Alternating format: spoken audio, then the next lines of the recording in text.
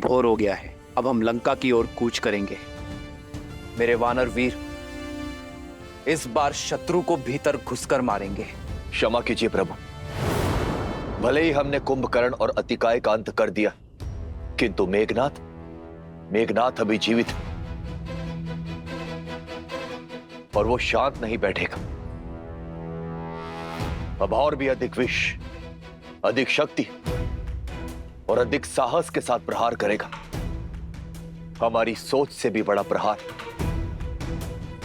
और इस बार दशानन और मेघनाथ के हर प्रहार का लक्ष्य होंगे केवल आप प्रभु। सतर्क होना बुद्धिमानी है विभीषण, किंतु शत्रु के बल से, उनकी अगली चाल से भयभीत होकर अपने पग पीछे खींच लेना युद्ध की सबसे बड़ी भूल है। वो अपना लक्ष्य साधे, हम अपना लक्ष्य साधेंगे। वो अधर्म के पथ पर चले, हम धर्म के पथ पर आगे बढ़ते रहेंगे। मेरे वानर वीरों, अपना स्थान संभाल लो। जय श्री राम, जय श्री राम, जय श्री राम, जय श्री राम, जय श्री राम।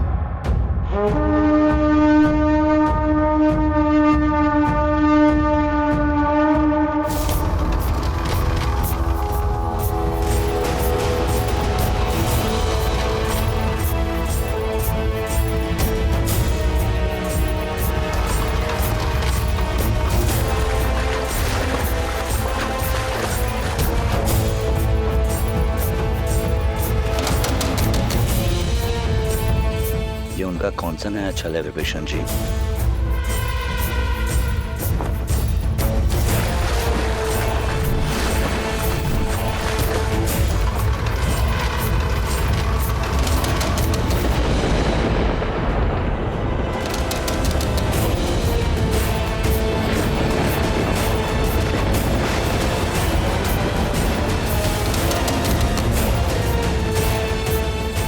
आगे बढ़ो वीरों।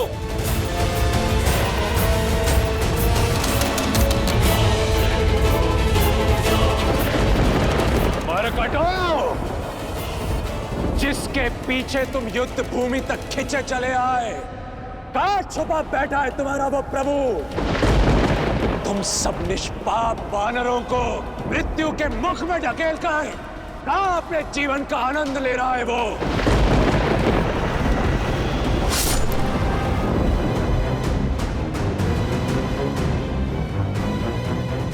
समुद्र मार्ग से आक्रमण?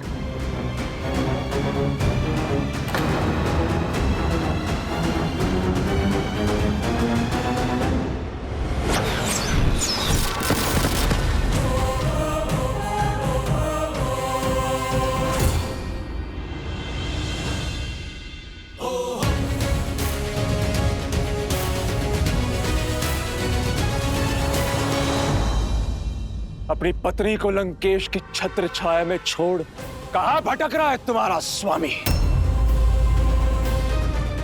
राम, सामने आओ।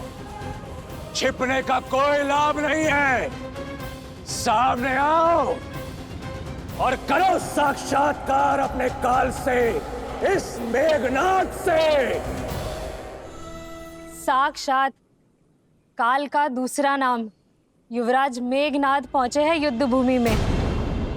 पिछली बार युवराज के नागपाश से बच गए, वो भी देवताओं के छल के कारण।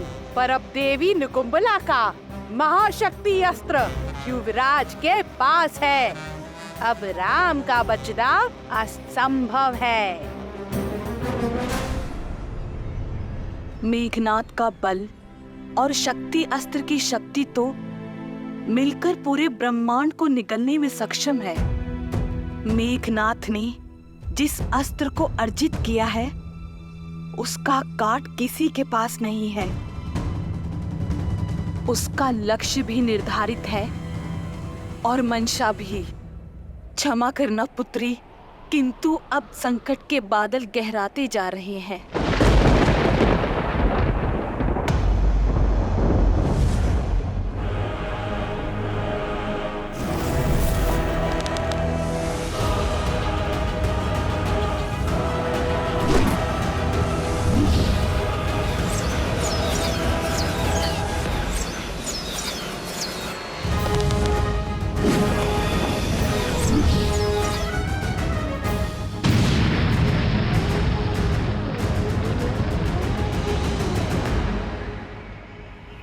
प्रभु श्री राम के इर्द गिर्द त्रिकोण युग की रचना की जाए।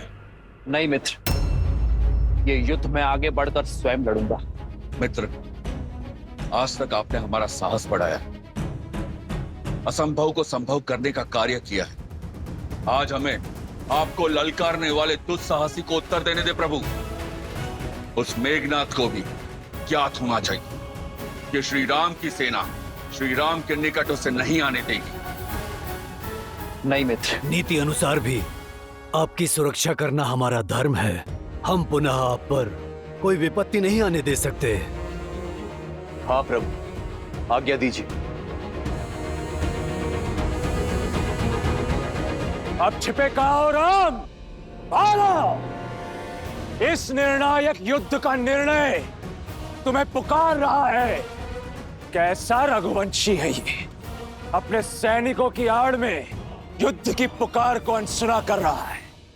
नहीं प्रभु, इस असुर का घमंड तोड़ने के लिए पहला प्रयास आप मुझे करने दीजिए। हाँ प्रभु, आज्ञा दें।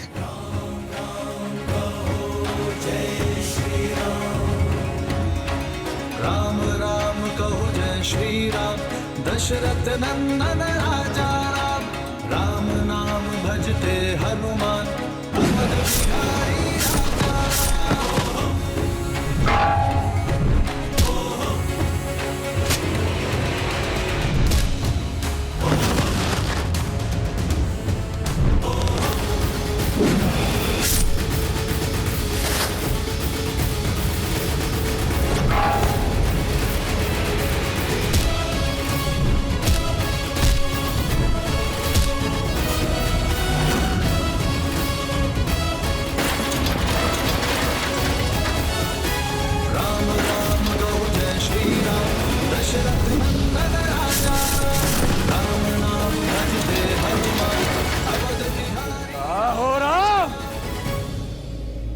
सामने आओ।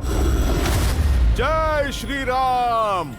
मेघनाद, भगवान तक पहुंचने से पहले तुम्हें इस भक्त का सामना करना होगा। मूर्ख वानर, आज मेरे समक्ष आकर बहुत बड़ी भूल कर दी तुमने। भूल तो हुई है मुझसे, जो पिछली बार मैंने तुम्हें जीवित छोड़ दिया। भूल गए? पिछली बार तुम्हारे समक्ष मैंने अपने नागपाश से तुम्हारे प्रभु को मृत्यु के निकट पहुंचाया था। आज तुम्हारे ही समक्ष मैं उस राम को मृत्यु तक पहुंचाऊंगा। जय श्री राम।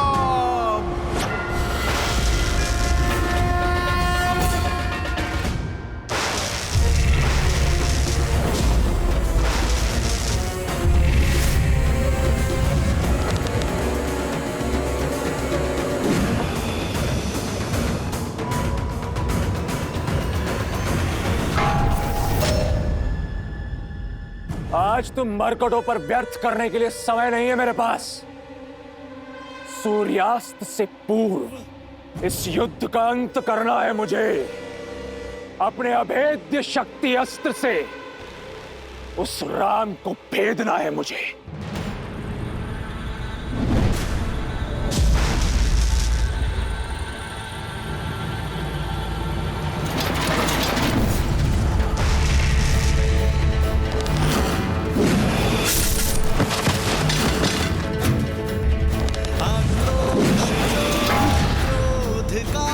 क्षण है प्रतिशोध का, ललकार और पुकार का। ये क्षण है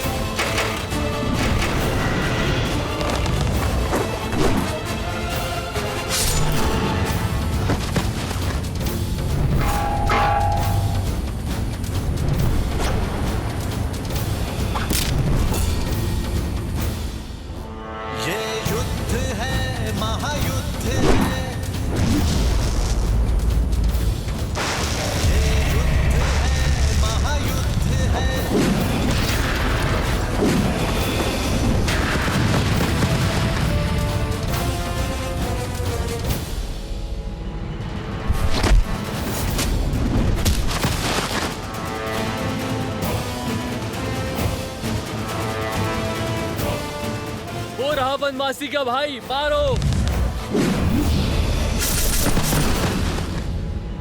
मेघनाथ का लक्ष्य स्पष्ट है लक्ष्मण भैया, वो लगातार प्रभु श्री राम की ओर बढ़े जा रहा है। इंद्रजीत की व्याकुलता बता रही है कि उसे इस युद्ध को शीघ्र समाप्त करना है। यदि वो मेघनाथ घात लेकर उतरा है तो भैया पर होने वाले प्रत्येक प्रहार को मुझसे आकर टकराना होगा।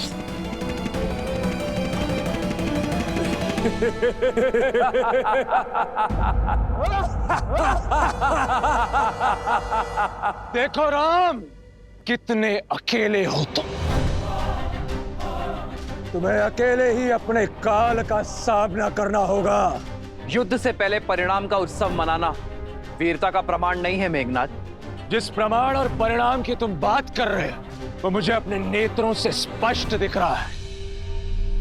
वो तुम हो जो नियति से आंखें मूंद रहे हो।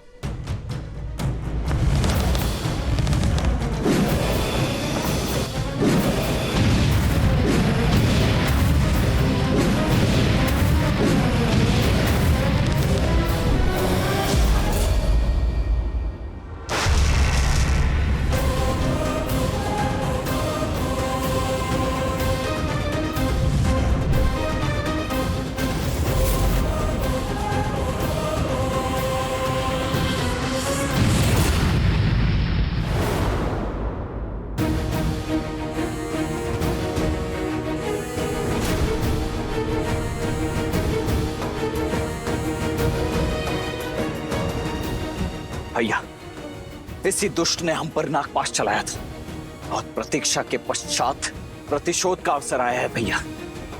आशा करता हूं आप ये अवसर मुझसे नहीं छीनेंगे।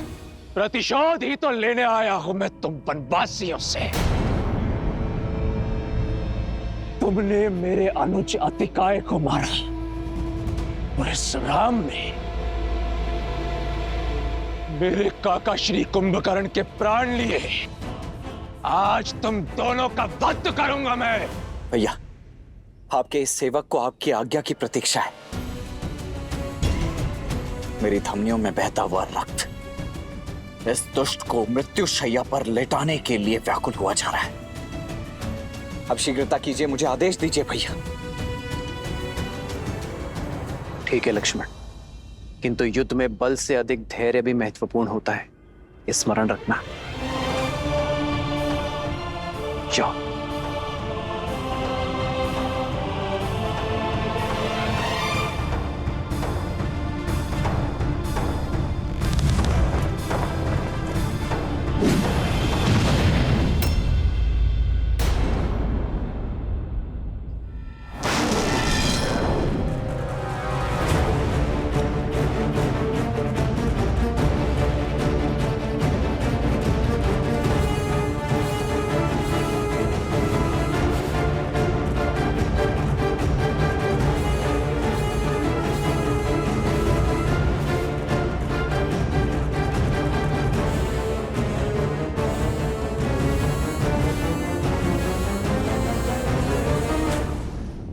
क्या लगता है तुम्हें लक्ष्मण, हम दोनों के मध्य आकर तुम अपने भ्राता श्री को बचा लोगे? यदि शौर्य से लड़े होते तो इसका उत्तर मेरे भैया ही दे देते तुम्हें, परंतु तुमने तो कायरता की पराकाष्ठा ही पार कर दी। यदि इतने ही भयभीत हो तो यहाँ युद्ध भूमि में क्या कर रहे हो तुम? ये छिपने छिपाने का खेल खेलने के लिए वहां लंका में कोई नहीं मिला। मेरे भैया एक गंभीर व्यक्तित्व के योद्धा हैं। वो बालकों के साथ क्रीड़ा करने में रुचि नहीं रखते हैं, किंतु उनका ये अनुज तुम्हें तुम्हारी क्रीड़ा का स्वाद अवश्य चखाएगा। आओ खिलाऊं तुम्हें खेल। ठीक है बालक, पहले तुम्हारा खेल समाप्त करता हूं। तुम्हारे लिए छल या माया नहीं, इंद्रजीत का बल ही पर्याप्त है। अब पहले तुम्हारा संहार होगा और फिर इस राम पर प्रहार। तुम दोनों वनवासियों का शीश काटकर अपने पिता को उपहार में देना है मुझे।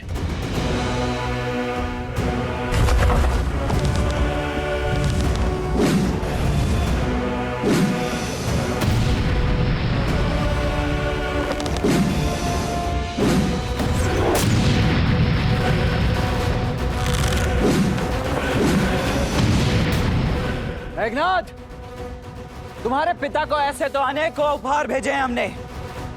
पहले अक्षय कुमार, फिर कुंभकर्ण, अतिकाय और अब शीघ्र ही तुम भी जाने वाले हो। एक बात बताओ, तुम्हारे पिता दशानन थकते नहीं है चिता जलाते जलाते? इस बार किसकी चिता जलेगी ये तो समय ही बताएगा बालक।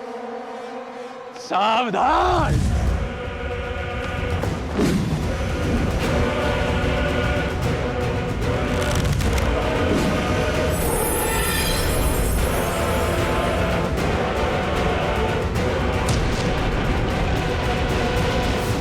बस यही थी सर्वशक्तिशाली मेघनाद की शक्ति, अति बलशाली इंद्रजीत का बल। इसके तेवर दिखा रहे थे तुम मुझे। नाद केवल नाम में, प्रहार में ना शक्ति ना बल। ऐसे प्रहार करोगे तुम मेरे भैया पर?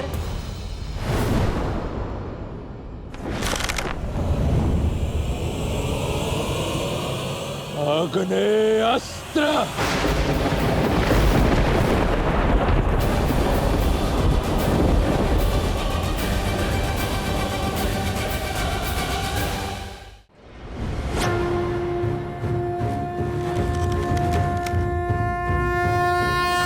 वरुणास्त्र।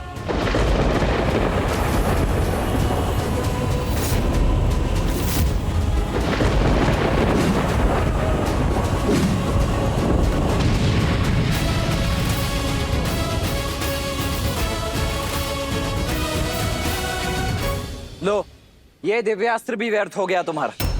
बस खेल समाप्त? या और भी कोई अस्त्र शेष हैं तुम्हारे पास? यदि कोई शक्तिशाली अस्त्र है तो वो चलाओ मेघनाद, अन्यथा समय व्यर्थ मत करो मेरा।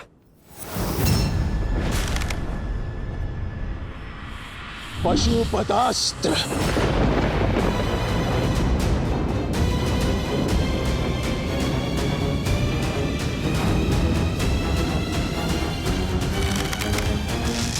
नारायणास्त्र।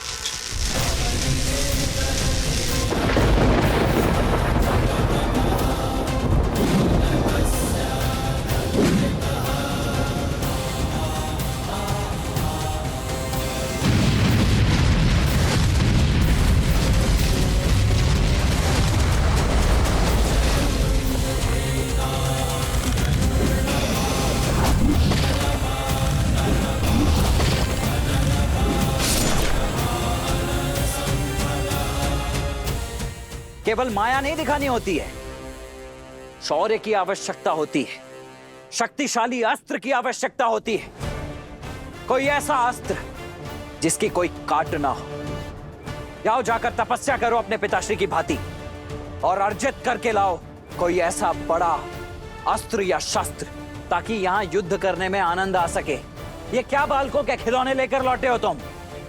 एक अस्त्र नहीं छुपाया है मुझे अब तक। जाओ, लौट जाओ तुम। मौन हो जाओ लक्ष्मण।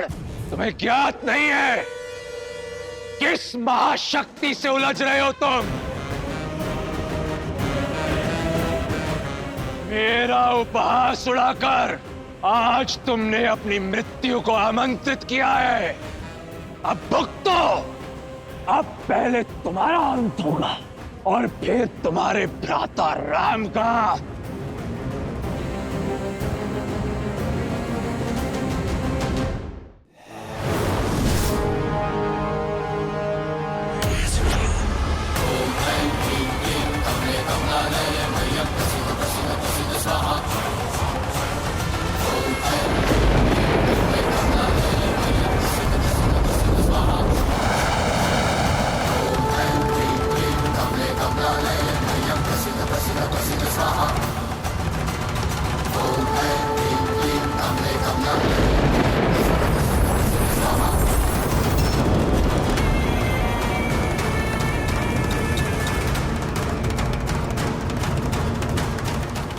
प्रभु, प्रभु अनर्थ हो गया। प्रभु, प्रभु ये तो निकुंभला देवी का शक्ति अस्त्र है और इससे बचना देवताओं के लिए भी असंभव है। ये वो शक्ति अस्त्र है जिसका काट समस्त ब्रह्मांड में किसी के पास नहीं, ये इतना घातक और अमोघ है कि ऐसा कोई शस्त्र है ही नहीं जो इसका उत्तर दे सके। ये सदैव अपने लक्ष्य को भेद कर ही वापस लौटता है। आज तुम्हारा काल तुम्हारे समक्ष खड़ा है लक्ष्मण। स्मरण कर लो अपने इष्ट को। आज तुम्हारा अंत निश्चित है।